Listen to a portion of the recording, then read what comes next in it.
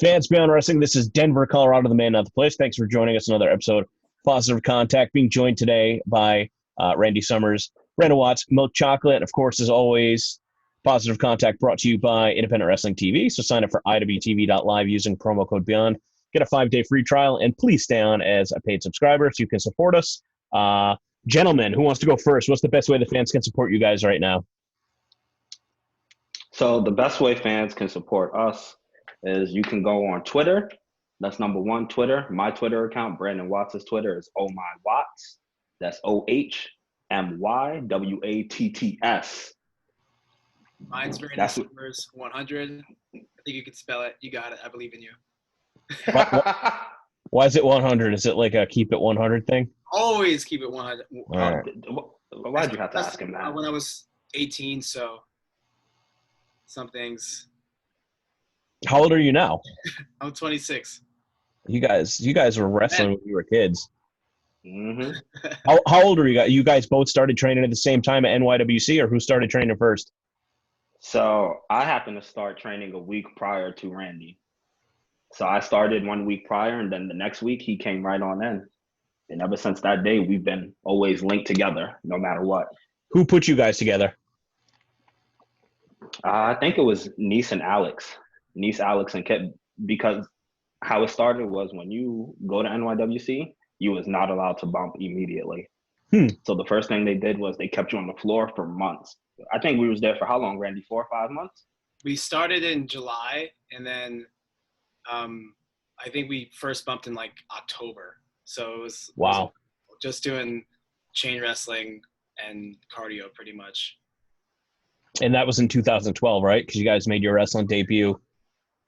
Yes. Oh, let's say maybe 2013-ish. Mm-hmm. Yep. Yeah, it sounds about right. I remember we're Beyond Wrestling OGs.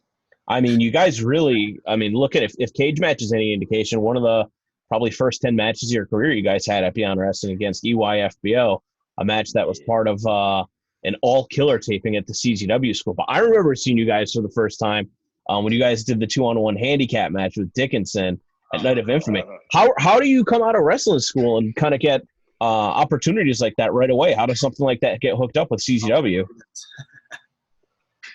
DJ Hyde wrestled at NYWC at the time.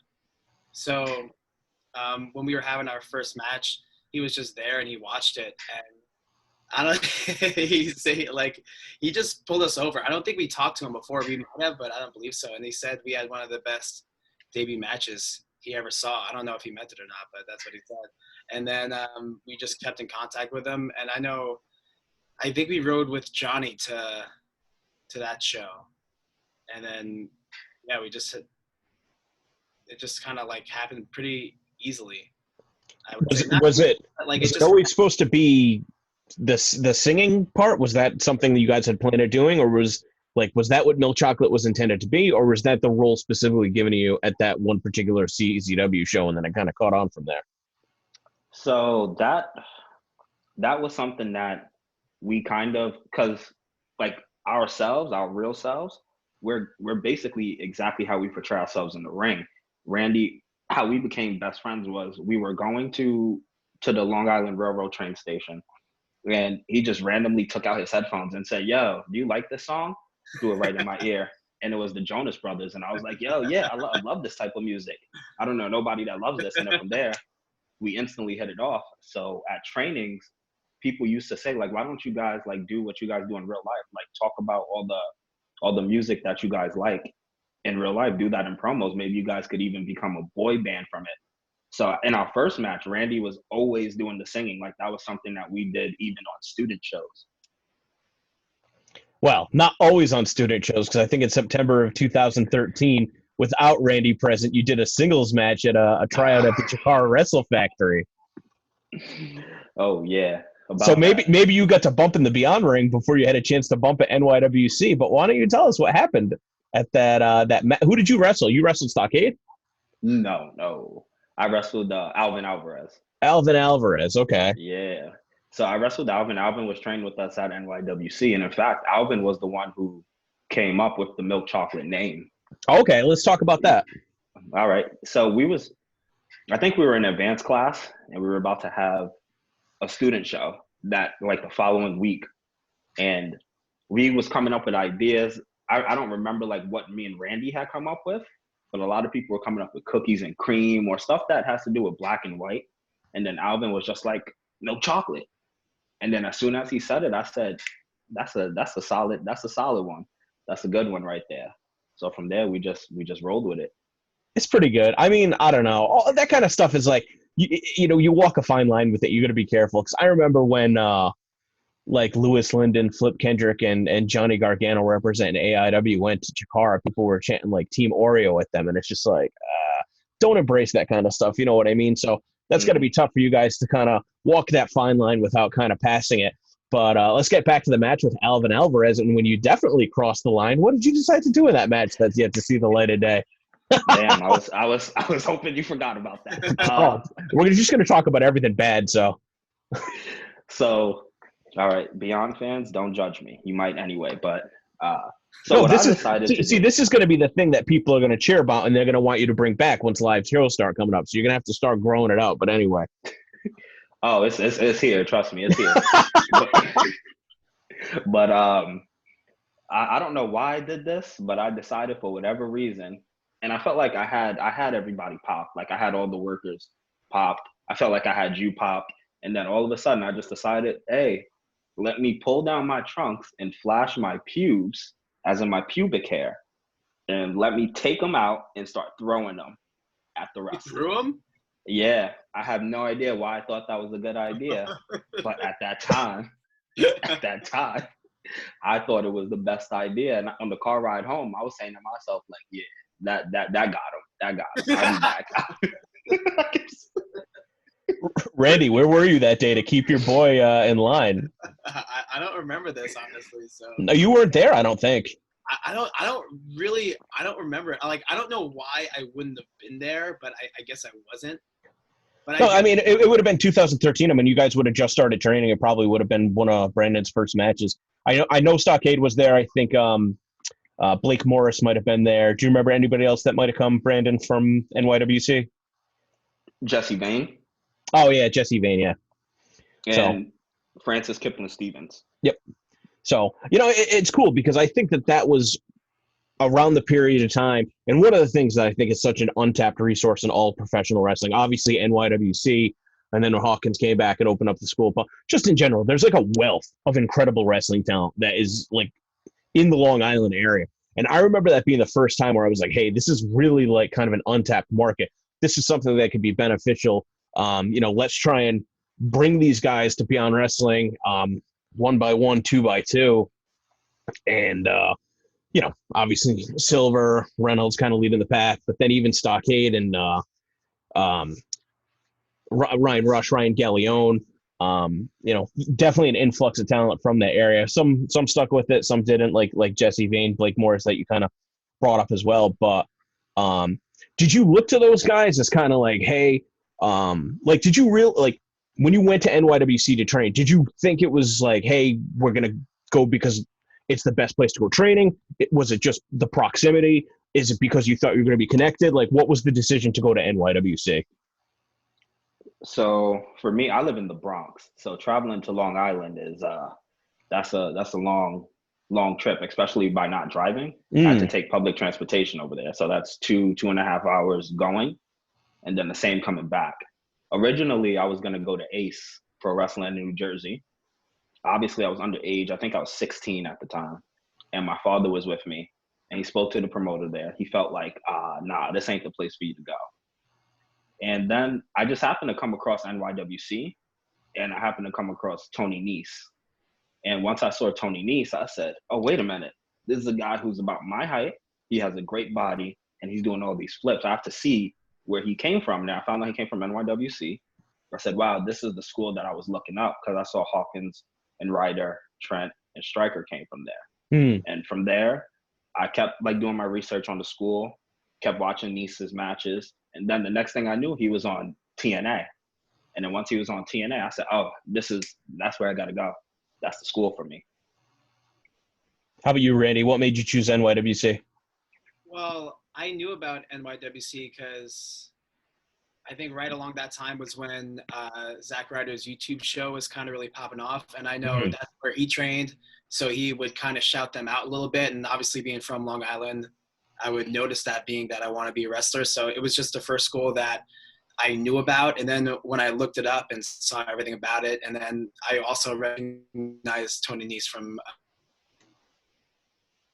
So you guys recognize the wrestlers from TV and stuff like that. It's kind of wild because it TNA almost seems too. like as a tag team, you guys got fast tracked with some of the wrestlers that you got to work with, especially the Beaver Boys. What was it like working with Johnny and Reynolds right from the rip? I'll throw to you, Randy. I kind of cut you off there. Yeah, I think I would say it was easy because we were really new and Alex trained us too. So we were trained by Alex, Nese, and Kip. So working with someone that you train with, it's like comforting in a way because obviously your first match, it's kind of you're going to be anxious and you're going to be worried about a million different things, and just having that like calming factor there is really cool. And I think even more importantly, like it was just a really good match. And I think just like starting it off with a really good match, because they're not going to have a bad match. It's just like I've never seen it before. So they weren't going to let the match be bad. And I think just like kind of starting off hot in a way, it was motivating because it like we were able to see what we could do and what we could be just by being with them and kind of doing it. Anything you want to add to that, Mr. Watts? Yeah, I mean, even if we didn't have that match with Alex and Johnny, I don't think we'd be sitting here in front of you right now, because that match skyrocketed our confidence. That's when we felt like, yo, we can go. We can go with the best of them. If we can do this with Alex and Johnny, like we can do this. Once we get out there and we start getting on the indies, we can take over. So that's where like our confidence started to build, was in that first match. Did you guys ever feel like you had a better chance at maybe quicker visibility being a tag team as opposed to singles wrestlers, just because there's less tag teams than there are guys trying to break through on their own? That's honestly always what I thought, but I don't know. It's a little weird. Like I feel like WWE doesn't really look at tag teams like that, which is a little weird. But hey, I mean, there's another company out there that's looking at tag teams, so But yeah, I've always felt like being in a tag team, it should be what gets you. It should be what gets us to the next level. Yeah, I mean, and just looking, I mean, like first year out, like being able to wrestle again, Beaver Boys, Team Tremendous, EYFBO. I mean, these are some heavy hitters in the world of professional wrestling, and to be able to have some of your first matches with these guys, that's the fast track. I don't know how else to describe it, but besides that, what do you remember as far as getting into Beyond Wrestling when we were doing the studio tapings and maybe working up to finally getting at a live event at FET? I'll start with Randy. Yeah, let's go. So I remember the first time I ever did Beyond. Actually, so I don't think I was at that tryout. The first time I went to Beyond, you booked Johnny, and then you didn't book anyone else. So I think you just kind of let him bring people, and he decided to bring me and Brandon. I don't remember if anyone else came, maybe a couple other people, but we definitely just came to do a taping. And I never saw, I remember this specifically about Beyond, and I never saw intergender wrestling before. And I think it was, it was November, so I think it was tournament for tomorrow, and I think there were lots of intergender matches, and that kind of stuck out to me. I was like, well, what is this? It's wrestling with no fans, but it's like the craziest wrestling matches I've ever seen, because, I mean, just being in like a school environment and then going right up to a Beyond Wrestling level, that's a big like kind of step up. So I was like, what's going on? This is crazy. And then we had a match, and I think it went pretty well. You brought us back, so I guess it went all right. And then the next day there was a FET show, and then I saw the FET show, and I was like, I was mind blown. It was the coolest wrestling environment I've ever been in, and I was like, this is where we got to be. This is the coolest shit I've ever seen. And that's like what I really first remember about Beyond. I like that answer. I don't know, Watts. You got your work cut out for you answering better than that. I'll drink it a little bit. Sorry, I'm emotional. I don't drink. I live above the influence. So my biggest thing was wrestling just in front of the workers. Mm. For me, that was the most intimidating. Of course, you did it at training, but those are your friends that you train with. Being in front of a whole group, a whole bunch of different wrestlers that you've never seen before, that you've never met, that was intimidating. And like, I had no idea what to expect. But once I was finished, I was like, wait a minute. At the end of the day, I feel like this can make us better performers. Because granted, we might not, like when we're in front of a crowd, they're not going to always give us the reaction that we want. So sometimes we have to learn to work and roll with those punches. And when we was doing those tapings and having no crowd and just having it be the workers, that right there, that was the best learning experience that we could get. You know, and it's one of the things too about the studio taping format is if you go there and you shit the bed, the match doesn't ever need to see the light of day. But if you go there and you have a blow-away performance, because people were traveling to the tapings at the time, it's like an immediate networking opportunity. You can get your name out there, you can get booked out from it. Plus, you got to think, wrestlers know all the tricks of the trades. If you're a magician and you pull the rabbit out of the hat in front of another magician, he's going to say, I know exactly how you did that. So it puts you in a different mindset, I think, with the matches that you want to create, where you still want to impress some of the other wrestlers. Now, the wrestlers can be forgiving and they can certainly enhance the environment because it is very supportive just as much as it is competitive. But there's also that component of, hey, here's a couple things that you guys can work on. So it's competitive, but it's very supportive. And I think overall, when we were doing the studio tapings in that format, it was when we would see like a lot of rapid growth. We would see a lot of wrestlers that we would say, you know, these guys are people with just a couple tweaks will be good to go on live shows. Because, you, like you said, it helps you build that confidence. And getting acclimated in front of other wrestlers, I mean, talk about a tough crowd. One of the first high-profile matches that you guys had at FET as a tag team was the Tag Team Battle Royal at American Run of 2014, which I think was kind of put together because we were working with two local comedians at the time. Do you guys remember anything? Yes. Oh my God, Will Noonan. Will Noonan and Rydoon, I believe, were the two gentlemen, and it was a fun way to get some, you know, a lot of people on the show. Brandon, what do you remember about putting that match together?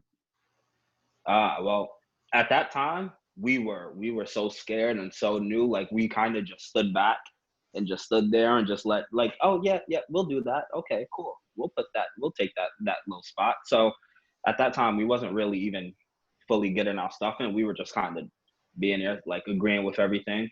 But I remember Will Noonan was a cool dude. Like sometimes he still like reaches out or favorites my tweets every now and then. He was a cool dude. And I remember just being hyped because he was Vine famous. And I'm like, yo, this dude is Vine famous. He got to put us on. He's got to put us on. How about you, Randy?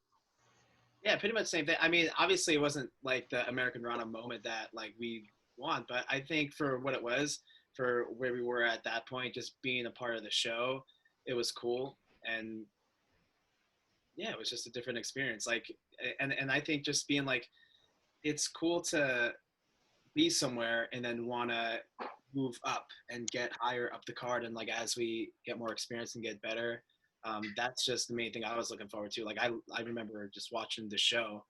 It was my first American Rana I saw and just being like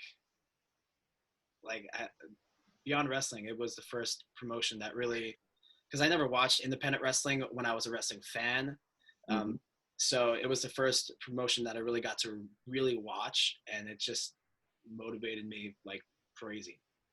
Well, it's funny you're talking about American Rana, and we jump back here to American Rana 13, where we had the tag team four-way match with Team Tremendous, Minutemen, EYFBO, and the Hoods. And it really was the Minutemen, the Hoods coming to a studio taping towards the end of 2013 that kind of kickstarted this renaissance. It was actually prior to that. It would have been in 2012. That kickstarted kind of a renaissance of tag team wrestling and beyond wrestling. And that was kind of when EYFBO got introduced and then Team Tremendous getting involved. And it seemed like a lot of the tag teams were all kind of married to each other, but Team Tremendous kind of moved on to some different programs. And then Milk Chocolate comes in, elevated up the ladder, as you were discussing, and kind of thrown in the mix with some of those other teams. Any kind of memories working with any of those guys? Brandon. Team Tremendous was always one of our favorite people to wrestle, favorite teams, along with the Hoods. Man, the Hoods were so good. Like whenever we wrestled them, it was crazy. It was crazy because you'd get blown up. But whenever we wrestled them, it would be a real treat. Same goes for Team Tremendous. I love the wrestling Team Tremendous. Hopefully we could do it again soon. Dan, Bill. It's Randy's time to jump in, and he's taking a big old White Claw sip. Yeah, I know we had a really fun match. I think a 4-way match. It wasn't. I think it was a Beyond showcase match somewhere. There was a couple times you guys did a showcase match for another promotion in Rhode Island, and then we also came back with the Ultimate Endurance match, which kind of had a different stipulation for every fall. Yeah, we had. It was weird because I'm trying to remember, but it was a long time ago. So you also sipping on that White Claw. So it was only like 5.5 years ago. Anyway, as far as moving up the ranks of Beyond Wrestling, ultimately it led to the tournament for tomorrow, 316 4-way match with Biff and Kulak, Ninjas with Altitude, Garden State Gods, and then Milk Chocolate in the mix. You guys kind of the dark horse tag team of that.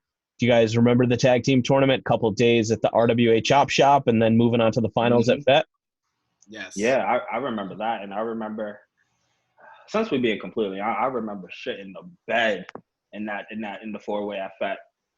I just remember myself personally not doing too well. We did fine at the Chop Shop, but I remember once we got to FET, me just being so disappointed in my own performance, and I was just like, I can't ever let that happen again, because this was our chance, this was our time, and being in there with Gulak and Biff, and then just it being a letdown, I was just like, oh man, I just felt like disappointed. In a situation like that, do those types of guys have any feedback for you? Do you even go to them and say, hey, like, do you acknowledge the elephant in the room, saying, this isn't what we wanted it to be? And do you have that discussion, or is that something that you kind of avoid? You always want to have that discussion.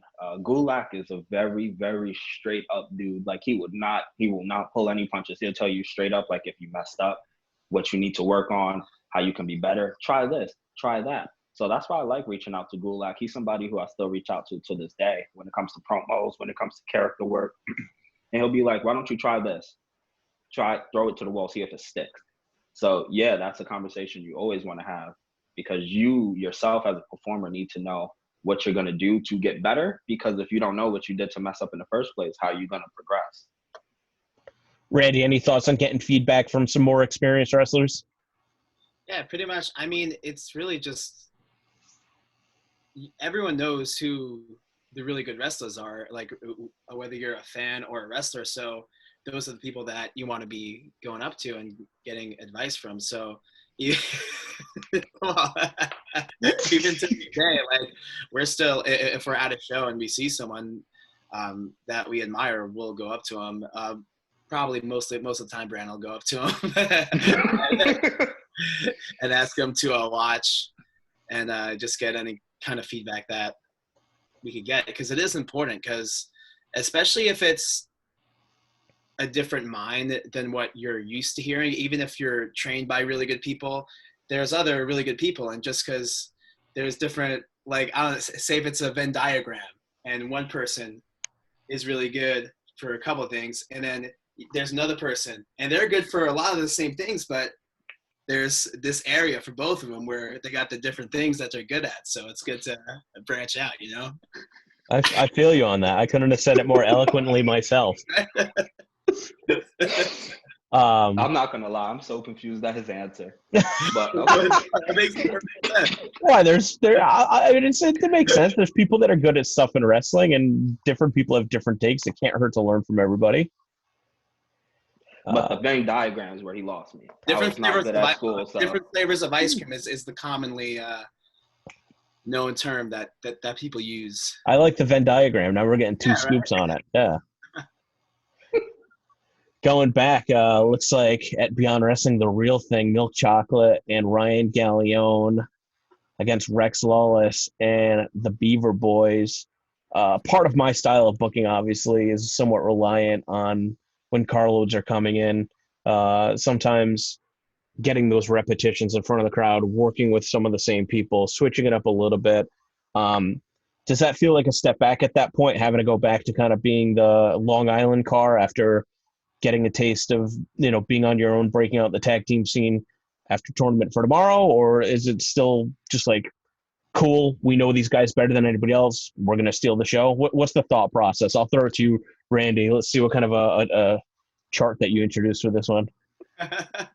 Well, I mean, you have to, like, if I'm going to wrestle people I know, it's awesome because I know them and I've worked them before, and it's going to go good because we know each other. But if we're wrestling someone that you don't know, you have to go in with the mindset that it's going to be awesome because you've never worked before and who knows what's going to happen. So, I mean, I can't speak to my mindset back then because I think I was still I don't think I was like, damn, I'm getting bumped down in the card. I definitely don't think that was my mindset at all back then. But definitely now, every match I just go into, I'm just have the mindset of making it the best match, and I'm not gonna really care too much about where it is on the card. How about you, Brandon? What are your thoughts as far as working with people that you've already worked with a bunch versus getting opportunities against new opponents? I was relatively happy about it, I believe. I might have been disappointed that it wasn't anybody new, but I was happy that it was Alex and Johnny because it's Alex and Johnny. Like, it's guaranteed to be a great match. So, yeah, that was really, I can't even fully remember how I was thinking, but from what I remember being excited to work Alex and Johnny, but being a little disappointed that we weren't progressed a little forward. Kind of some intermittent appearances for Beyond Wrestling through the rest of the year. You guys got an opportunity to work with Evolve. Why don't we reflect on time kind of in and out with Evolve, and we'll talk about the network special at the end. Cool. So with Evolve, we were like, and then we were trying to get in with Gabe since we started in 2013, and we didn't know how to go about it, but then Nese was signed to Evolve, and he always like kind of let us know, like, if there's an opening, I'll always mention you guys. If there's an opening, I'll mention you guys. And then one day the time just came and he said, hey, look, I have an opportunity for you guys. Gabe has an opportunity. I need to talk to him a little bit. It's going to be a short match. Basically, you guys are going to be trying to put us over. And once he told us that, we were off the charts excited. Like, training was bumped up times 10. Even though it was going to be a 5-minute job match, who cared? Like, who cares? It's the opportunity to get in front of a bigger crowd, in front of a bigger audience. So we took that serious, real serious. Anything to add to that, Randy? I know. I remember we found out I want to say like 3 or 4 weeks we found out about it. And I remember specifically not cheating on my diet at all in that whole time period leading up to it. And it was just like the coolest thing ever. And for me personally, the coolest thing about that was like how receptive the crowd was to us, because it was in New York, and we worked the New York City Independence like so much around that time. So the fans, they like really like, they were good to us that night. And I remember that specifically as like one of my favorite kind of moments going on a show like that with all this crazy talent that was on that show, and the fans like still like showing like so much love to us that night was pretty amazing for us for where we were. I know we're kind of hopping around a little bit, and I think this was maybe before WWE and Evolve had an official working relationship, although it seems like there were kind of talks for something materializing forever before it actually came to fruition. But let me ask you this, both you guys. I'll start with Randy. What are your goals long-term in professional wrestling? Did you become a professional wrestler because you want to get to WWE? And do you look at working with a company like Evolve as something that'll, be another stamp on the resume?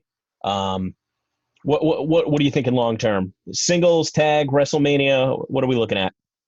Well, so at first, definitely 100% goal was WWE. And there really wasn't anything else I wanted to do too much. But now I really just want to be able to make a really, really good living with wrestling. And I also want to be happy with what I'm doing. Like, I don't want to not like the matches I'm having. Like, I want to have like a little bit of freedom wherever I may be. But of course, I mean, WWE is the goal. And I've always loved tag team wrestling. I feel like the natural ascendance is, tag team, you're like tag team champions like 6 times, like Edge and Christian. I don't know, like it, like, and Nah, then forget that. We'll be 15 times. 15 times, yeah, and then you go to singles after the tag team is over. But I mean, yeah, tag team is we definitely want to ride this all the way to a top company, and we think we know we can. How about you, Brandon? Was that your goal always to get into WWE when you first started wrestling? Yeah, when I first started wrestling, WWE was the be all end all for me. And then slowly but surely, I started to realize, oh, TNA, and then Ring of Honor, and then you got Triple A. You have all these different promotions, and I had no idea about this.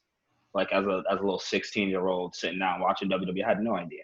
But I think my goals for today is to make a great living somewhere, in whichever company that may be in, someplace where I can be financially secure, obviously, so that way I can take care of me and my family. And the third thing on that list would just be, my girlfriend asks me this every day, like, what do you want at the end of your career? And at the end of my career, I don't ever want to be forgotten. I want to have a legacy that will never be forgotten. Like when people go, who is the greatest tag team of all time? People go Milk Chocolate. Forget the Rockers, forget Edge and Christian, the Hardys. They're gonna say Milk Chocolate. That's my goal in wrestling. And then once we get to the big stage, maybe then I'll just give Randy a low blow. Maybe. Oh boy, yeah. I mean, no, I think it's a good attitude to shoot for the stars when it comes to goals, and it keeps you motivated and set some smaller goals along the way. One of the things that always kind of frustrated me about Evolve, and not to try to get heat on you guys, but I remember when Chris and Jaka, and this would have been a couple years later, like when they were rock and rolling as a tag team champion, it just like didn't seem like they had any dance partners, and it's like, yo, like Team Tremendous is kind of New York based, like Milk Chocolate's right there. This is before Johnny and Alex had any sort of affiliation. It's like there's plenty of really good tag teams to be able to work with. And just some promotions just don't focus on tag teams. Just like, PWG doesn't really book women's wrestlers anymore. Evolve didn't really book women's wrestlers until things started kicking up with WWE. And that's fine. It's different strokes for different folks. But that's one of those things that kind of frustrates me. It's like, well, just don't have tag team belts, then don't have a tag team division. Because again, something like that too. You guys going in, even though you're local, even though you're hometown, and again, like when it comes with Evolve, a lot of those companies at that level, even Chikara would do it back in the day, when you're touring, especially a place like the NYWC arena, yeah, they're doing you a big favor, hooking you up with the license, the insurance, the building, the promotion, everything else that comes along with it. You throw them a few bones, you get a couple of their guys on the card. But that doesn't mean that those guys are going to be any good. So if you go out there and get a reaction, it's just kind of like, oh, man, like, that should be something to kind of run with. But, it doesn't always work out that way. You got to put your head down and just keep working hard. Back and forth, couple appearances for Beyond Wrestling. Unfortunately, lo and behold, bringing us to a date I'm sure you'll never forget, Brandon, April 24th, 2016. Crusade for Change against Cockstrong, Massage Envy, and Milk Chocolate at Arts at the Armory.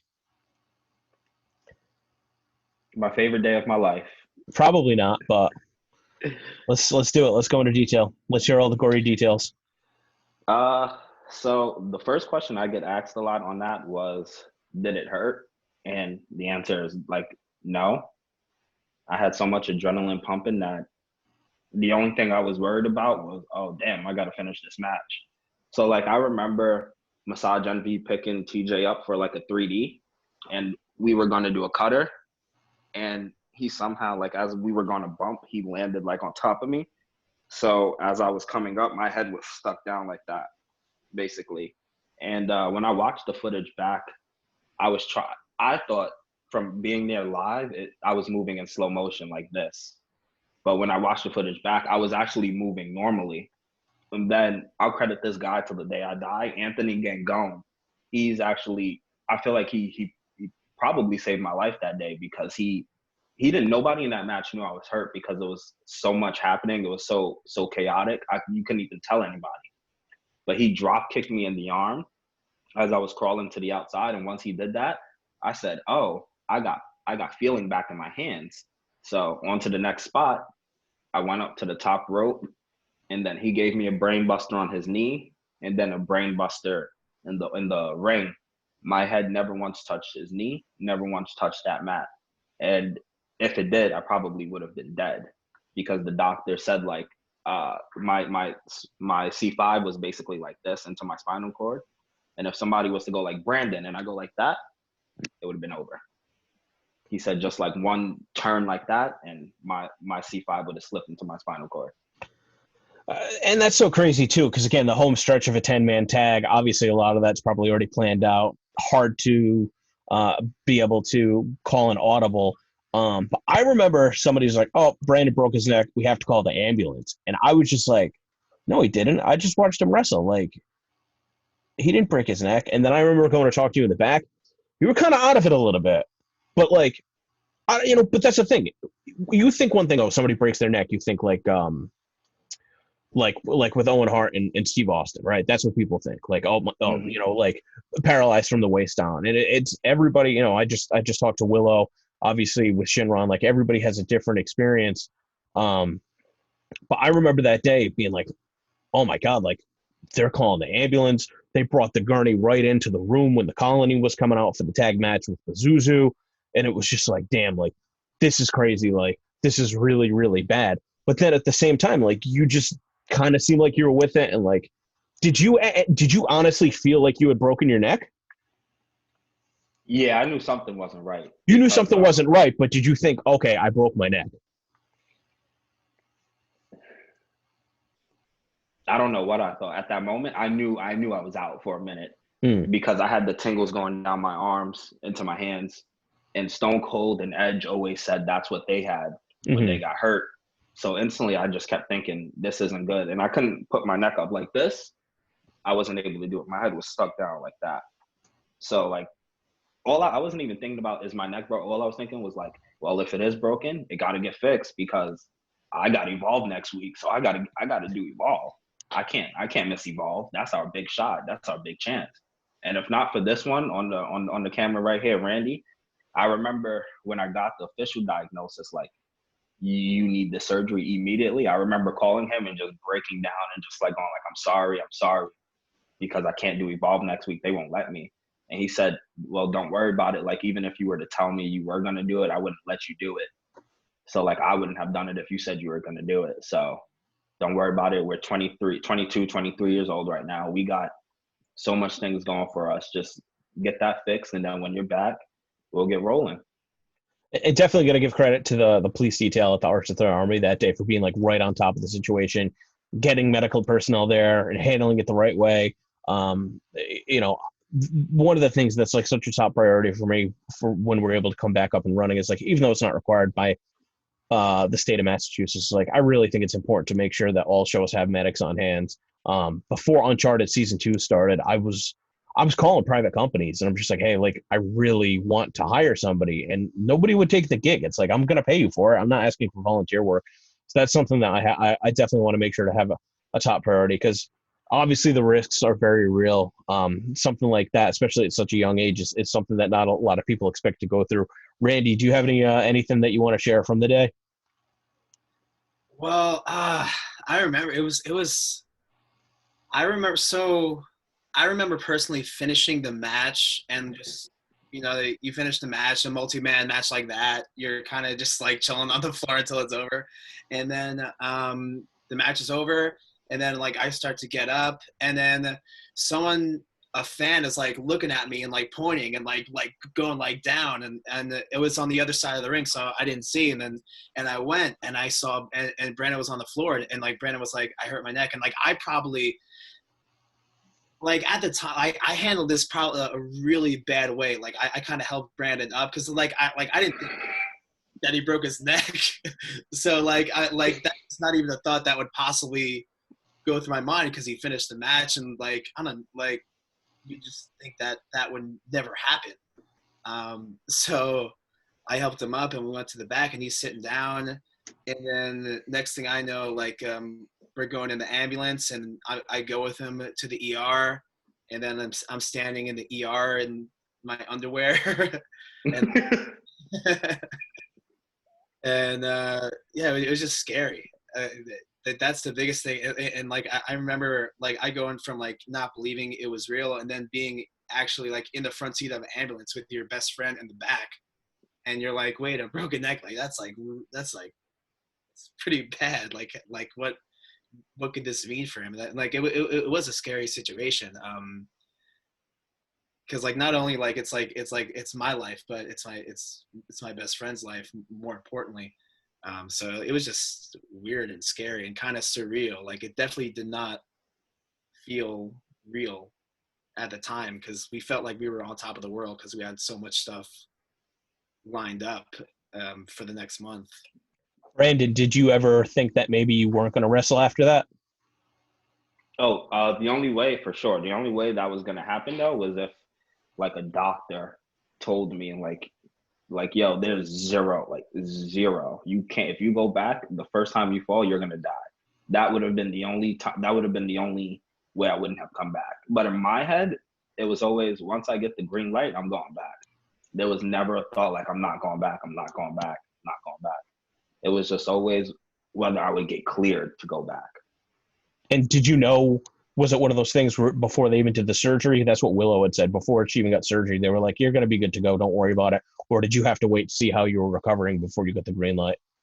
Yeah, so it was after the surgery. So beforehand, they were just going to do it from the front. And they said maybe in like 10 years or something like that, you would probably have to come back to get another one. But it would let you would be able to go back to wrestling in about 6 months. And if you got a major one, the recovery time is about 3 months longer, but we would go through the front and the back. And you still be fine, but it would just be a longer recovery time. And at first I was thinking like, damn, I really want to do this short one, but like this is my neck that I'm thinking about. And it's like, I can't go back and mess anything up because it's not just me I got to think about. I got to think about my partner, and then I got to think about the promoter and the company because I'm putting you at risk at the same time. So in my head, I was just like, listen, let's just do the major one. However long it takes is however long it takes. And he was like, good, that's the answer I wanted to hear. So let's get this whole process started.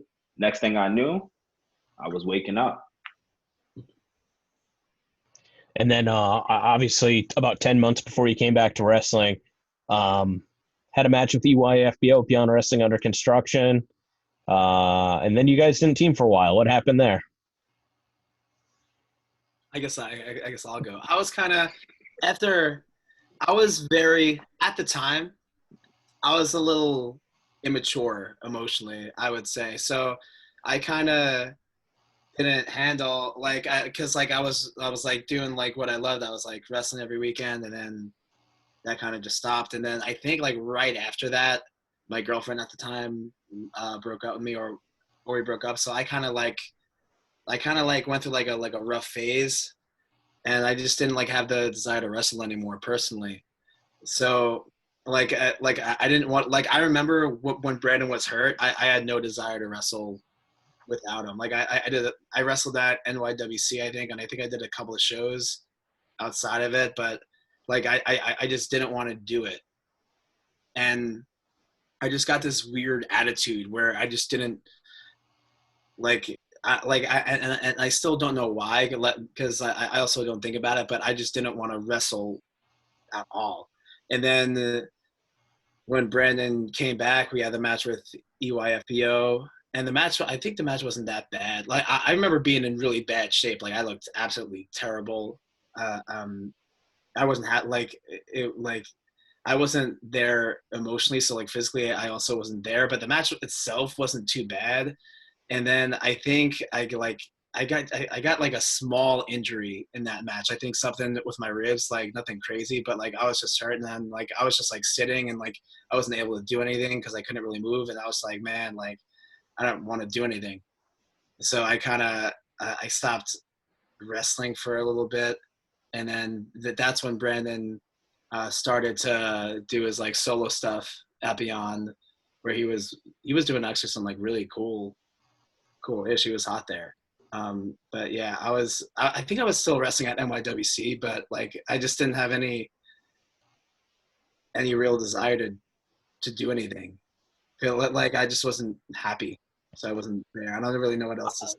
Yeah, I mean, I think it's one of those things where it's like if you're risking life and limb, I think your head and your heart has to be into it in order to be able to take that risk. If it's not, it doesn't really make sense to do that. Brandon, from your perspective, though, is that tough picturing your comeback and, probably being inspired, wanting to get back together as the tag team to pick up where you guys left off. And then is it exciting at that point, kind of pivoting to be on your own? Is there uncertainty? Did you feel like you needed a partner kind of as a crutch in order to get your feet under you from your recovery? Or what was that whole, kind of timeline like for you? That was real tough. It was like naturally as a person, I tend to suffer from like a lot of anxiety. So I tend to overthink the littlest situations. And in that, I was overthinking everything. And I remember, I think it was you and Michaela and Jaka who actually, you guys like really convinced me to come, because I remember I didn't have a ride over there that Sunday to wrestle. I think me and Randy were supposed to wrestle Jaka and Dirty Daddy that show. And I had to tell you in person the news about Randy. And when that happened, like, in my head, I was just like, damn, I don't even know what my next move is here, because I felt like you probably didn't want to use me after that. So I was all up in my own head. But after the match with Jaka really got my confidence going.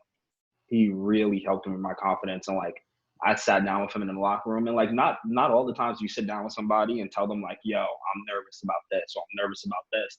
And the straight up first thing I told them was, Jock, I'm nervous about my wind. I'm usually a tag wrestler. I don't even know like how I'm gonna do this thing. He said, don't worry about it. I got you. Just breathe. Every bump you take, breathe. Everything we do, breathe.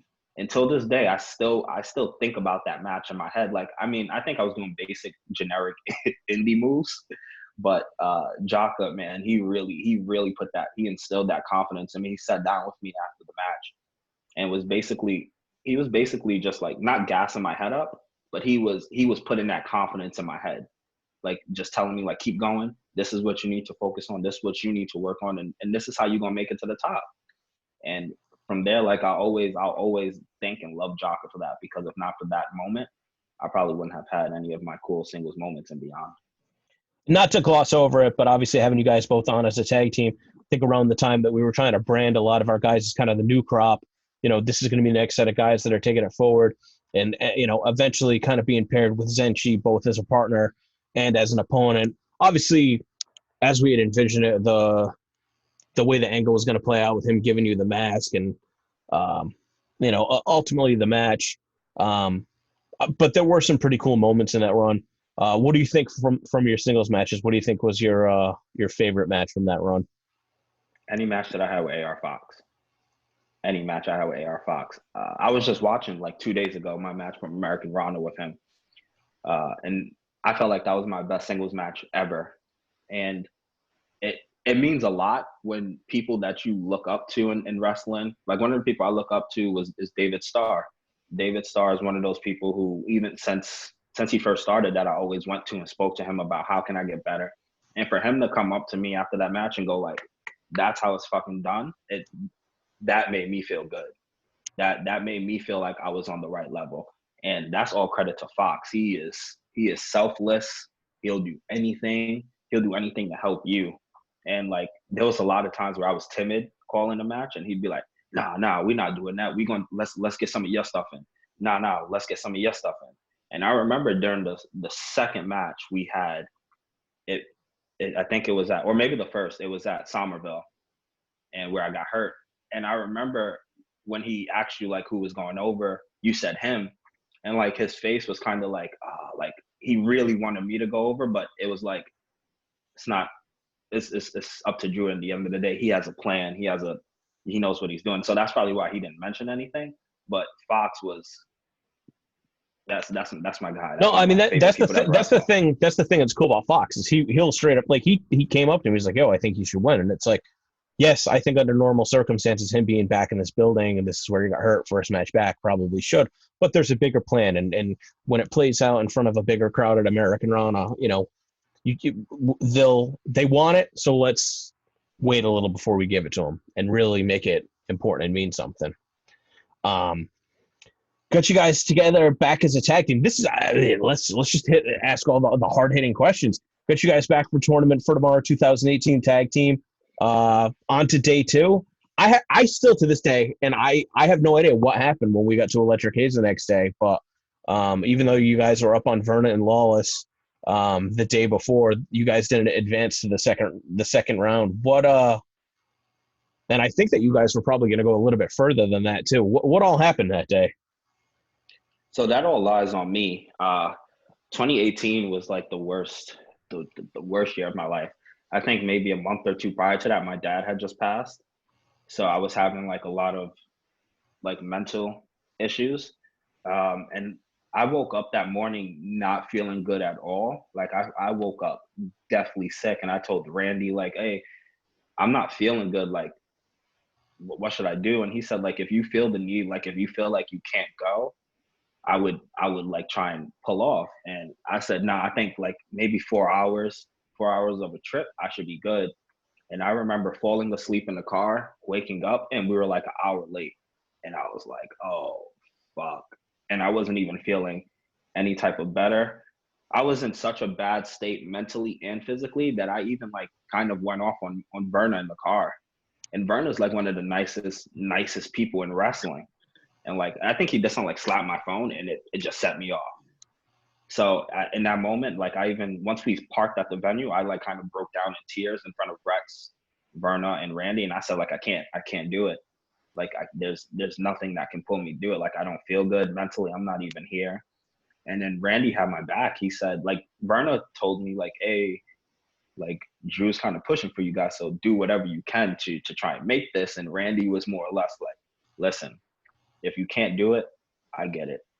There'll be other opportunities. Same thing he basically said to me when I got hurt. And that's when I came up to you in person, and I told you what the situation was. You know, I think it's important to have these kind of conversations because obviously in wrestling and in other walks of life, like there's really a lot of pressure that is people put on themselves, but then there's also the pressure of the industry and the opportunities and some of the other people that they work with too, where it's kind of like, no, just bite the bullet and go through with it.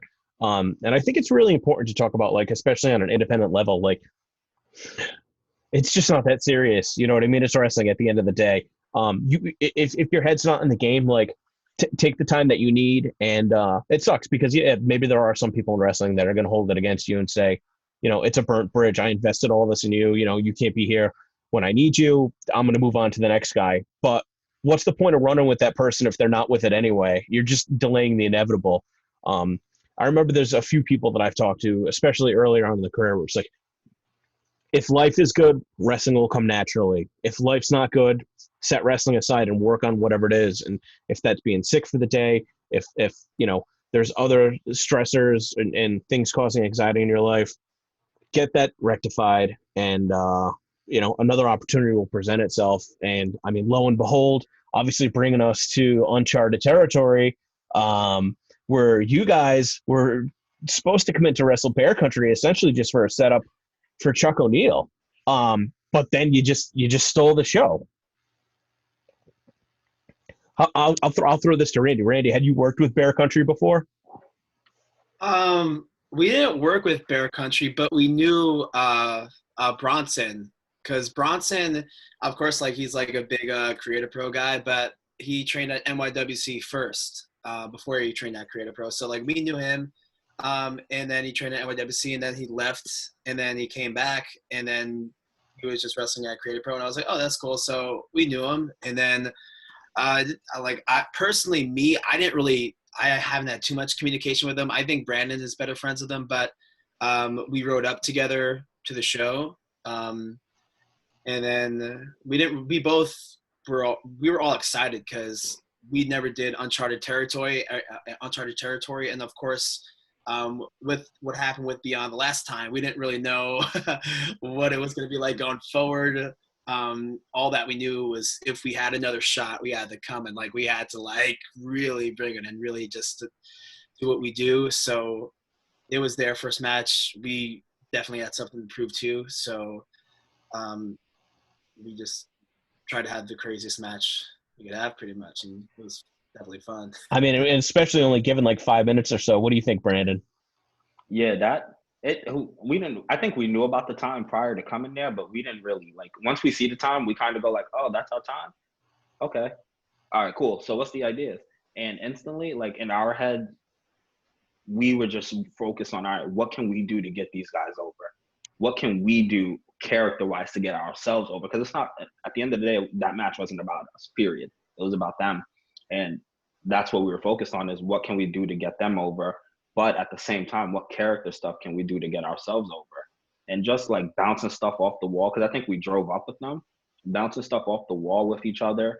That's one of the funnest things. That's something I miss so much about just traveling to shows. It's just the nonsense and the bullshit that you talk about on the way up there, and the ideas that you come up with. Well, and I think like that's a really good way to put it, because obviously it set them up for kind of the run that they had as a dominant new tag team, but also helped kind of reposition you guys, reestablish you guys more focused in front of the fans. And I'm sure, you know, I mean, it is what it is, coming in to lose a bunch, but at the same time, staying over every time and being able to have, you know, matches against a totally, I mean, you guys ran the gamut as far as different types of opponents, right? Going from wrestling the Platinum Honeys to wrestling Nick Gage and Thomas Santel in their first time as a team, to going to wrestle EYFBO in their second to last match, and then a match that I absolutely thought stole the show was against the Butcher and the Blade. To me, that's one of those experiences where even though you're losing, you come out stronger every effort because the work is so on point. Do you feel the same way about it? Yeah, for sure. So the thing about Uncharted was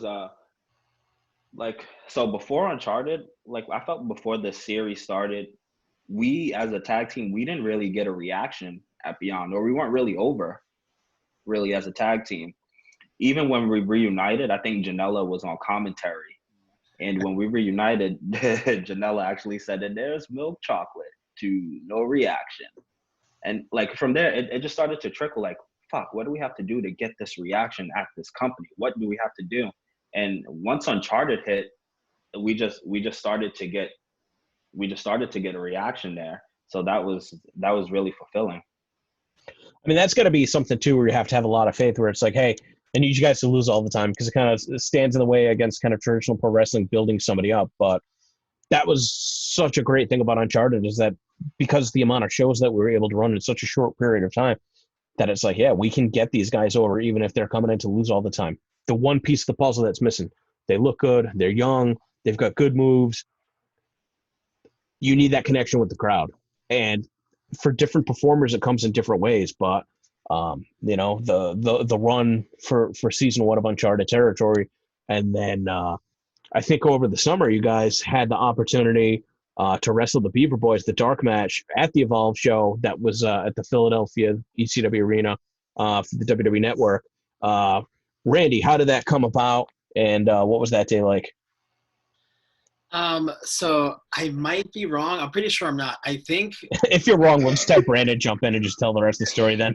yes, if I'm wrong, help me. But I think Johnny just sent like a group text to me, Brandon, and Alex, and was like, "Hey, this was like 2 weeks before the show, maybe." He was like, "Hey, if you guys want to come with me, Gabe might use us for a pre-show match."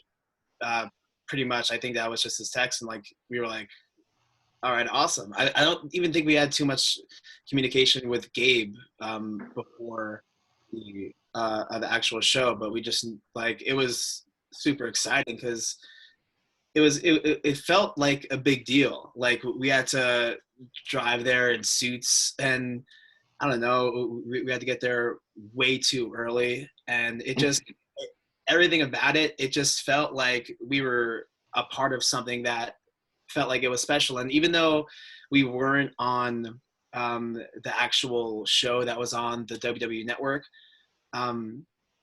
we still had that thing that was kind of motivating us. It's like, it's hard to explain because we want certain things, and like seeing it happen and being so close and being on actual shows where the shit we're trying to make happen is happening.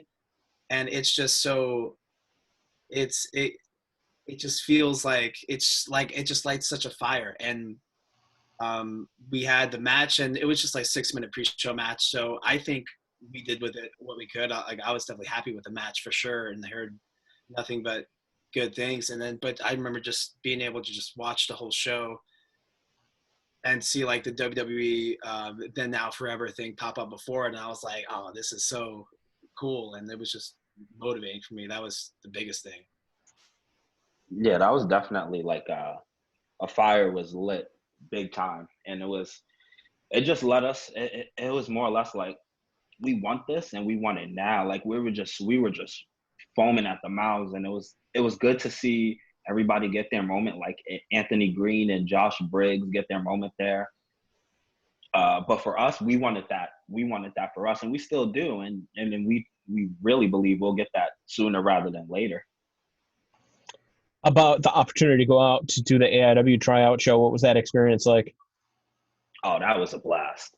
That was a blast. So one thing about us is like when we go to new places, we tend to want to get the most outrageous gear.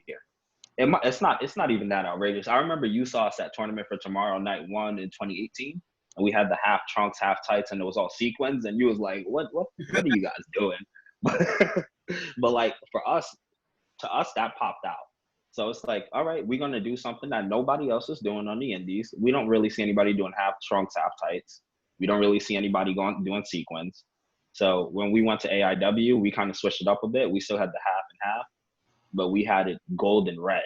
So, milk chocolate was ultra sexy that day. And then once we got to the trial, you kind of like scope out the talent there. And there's always like one or two people that you get worried about, but you build your confidence and you go like, oh, we got this. And I think I spoke to you a week prior, and you were just telling me like, you guys are gonna get so over there. And that struggle, I said, oh, we're gonna get it. We're gonna get it. Because I remember telling you, oh, we ready. We're gonna get the spot. And like, if we didn't get it, I would have just looked like a dumbass. So I was real determined for us to get that. Yeah, no, and Thorne and AIW is really good as far as having that connection too, obviously, through Kurt Hawkins and Creative Pro, but then as that kind of bleeds into everybody coming in from New York and Long Island area, using VSK and Bear Country more recently too. So it's definitely a matter of time. I mean, and that's the thing that's tough about tag teams is if I could book a show without any tag teams and save money, but if you're booking tag teams, it's because you believe in tag team wrestling and you have to spend the money to invest in it. But that can be tough because, especially in a tryout format, you guys have to get yourself there in order to be able to put your money where your mouth is and say, yeah, we're worth it. We can deliver at this level. And here's the thing about us is like, and this is not coming from like a place of like cockiness. This is coming from just straight confidence. Like we really genuinely feel like we're one of the best tag teams on the indies.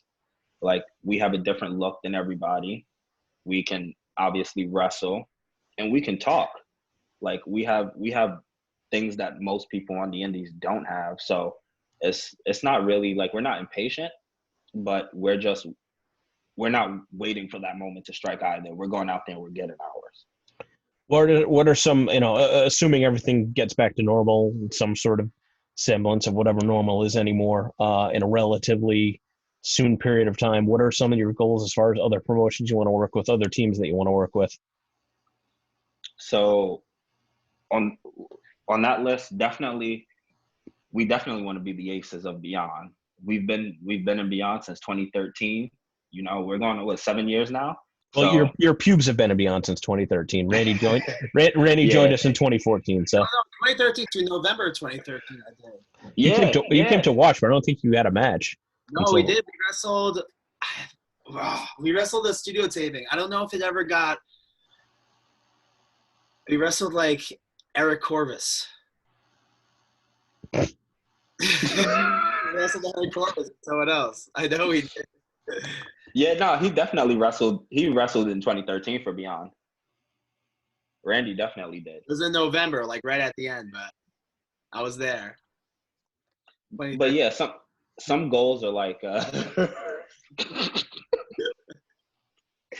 some goals is obviously to be the aces of Beyond, AIW full time because we only got there once before this whole pandemic started happening.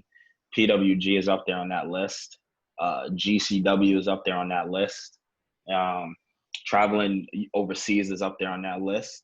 And any companies that's really MLW is up there on that list. AEW is up there on that list, and WWE is up there on that list. So is Ring of Honor, so is Impact. But it's honestly whoever really reaches out to us first, or whoever we can put our foot in the door with first. Anything to add to that, Randy? Well, he covered all the places. Yeah, I think I know he named every single wrestling promotion that there is. Yeah, I had to leave none for him. thing for us, I think well, obviously I was gonna say right now, but the plan was right now. But whenever all this is over, I think for us it's just branching out into different territories. Because like I feel like we've been at Beyond for so long, and like maybe the fans of Beyond know us as kind of like Beyond guys. And I feel like if we can get to some other territories, and kind of build up our name there and build up our value in these other territories, especially with so many promotions are under independent wrestling.tv. So all the same people are watching the same promotions pretty much, I would assume at least. So I think if we could kind of, if we're like kind of here at Beyond, if we can debut somewhere else, be new and be fresh, get up here, I think that'll just kind of take us up and beyond as well, and everywhere else that we're trying to go. So I think just branching out to different areas. I think that's pretty astute. I think that's how it works. Guys start off with Beyond, get Beyond under their name, carry that banner to another promotion, get more over there, and then kind of come back to Beyond as heroes. That seems to work very well. So hopefully the stuff gets back to normal in short order. Randy, anything you want to plug before we head out? Nothing really. I don't really have to plug anything. Just Are you still playing music? You have like a million instruments in the background. I have like I do it for fun. I do it. I haven't done it. I do it now because there's absolutely nothing to do. But yeah, no, I have a bunch of stuff. I don't use it too much. But just interact with us on social media too. Stay home, biggest thing. That way we could get back to real life, because our careers are kind of on pause right now before they started the way we would like. So yeah, just stay home so we can get back to this journey. Are you gonna keep? Are you gonna wash your ass? Wash your ass. Wash it. Are you gonna keep the beard when you come back, or is that just a quarantine exclusive? It's kind of a quarantine thing. I mean, no. What do you think? I'm kind of digging it. And then we got the long hair from Mr. Watts. I mean, these are kind of the new looks that you come out of the quarantine with to try and give yourself a fresh coat of paint. The hair is definitely a keeper. I don't know. It looks all right. I'm impressed. I didn't think I could grow a beard like this. Kind of look like Effie a little bit. No, don't. You look just like Zac Efron. Don't. Just like Zac Efron. Yeah, of course you do. Of course you do. What do you look like, Brandon Watts? Me, like Booker T.